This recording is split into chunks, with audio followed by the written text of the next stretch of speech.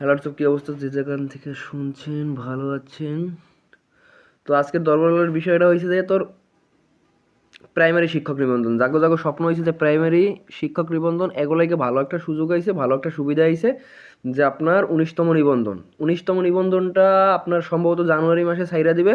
আর 19তম নিবন্ধনের সবথেকে বড় বিষয় হয়েছে যে আপনার এইচএসসি পাস, এইচএসসি আমি আবার বলতেছি, যারা এইচএসসি মানে ইন্টার পাস করছেন, যারা ইন্টার পাস করছেন তাদের জন্য 19তম শিক্ষক নিবন্ধনের সুবিধা আছে, সুযোগ আছে। তার মানে কি বোঝা গেল যে আমরা যারা এইচএসসি পাস করছি তারাও 19তম শিক্ষক নিবন্ধনে আবেদন করতে পারবো।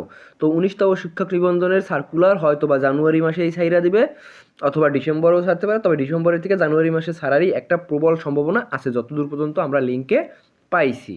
তো যাই হোক, আপনারা যারা যারা এইচএসসি পাশে শিক্ষক নিবন্ধনে আবেদন করবেন, তো আপনারা আজকের থেকেই আপনারা প্রিপারেশন নিয়ে নেন। তো প্রিপারেশন কোন কোন বিষয়ে নেবেন? বাংলা, অঙ্ক, ইংরেজি এবং হচ্ছে সাধারণ জ্ঞান। এই 4টা বিষয়, বাংলা, অঙ্ক, ইংরেজি, সাধারণ জ্ঞান। তো এই 4 বিষয়ের উপর আজকের থেকেই প্রস্তুতি নেওয়া শুরু করেন। এবং আপনাদের যদি কারো সাজেশন অথবা কি বই পড়বেন, কেমনে কি পড়বেন, এই বিষয়ে কোনো মন্তব্য থাকে বা কোনো জানার ইচ্ছা থাকে, কোনো জিজ্ঞাসা থাকে, বা কারো যদি সাজেশনের দরকার হয়, তাহলে আপনারা আমার সাথে যোগাযোগ করতে পারেন। আমি অবশ্যই আপনাদের জন্য 90% কমন উপযোগী সাজেশনের ব্যবস্থা করে দিতে পারবো। তো আজকের থেকেই শুরু হোক আপনার প্রস্তুতি। যদি আপনি 19তম শিক্ষক নিবন্ধনের আবেদন করতে চান, যদি আপনার ড্রিম অথবা স্বপ্ন হয় যে শিক্ষক, প্রাইমারি স্কুলের শিক্ষক, তো আজকের থেকেই প্রস্তুতি নেওয়া শুরু করেন, এখন থেকেই প্রস্তুতি নেওয়া শুরু করেন। ভালো থাকবেন।